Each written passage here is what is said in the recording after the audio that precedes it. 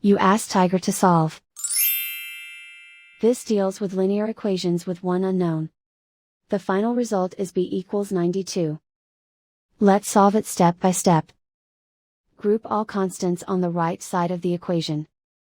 Add 12 to both sides.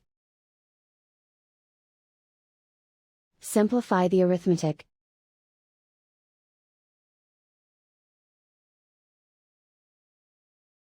Isolate the b. Multiply both sides by inverse fraction 4/1. Group like terms.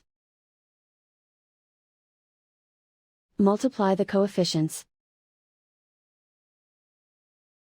Simplify the fraction. Simplify the arithmetic.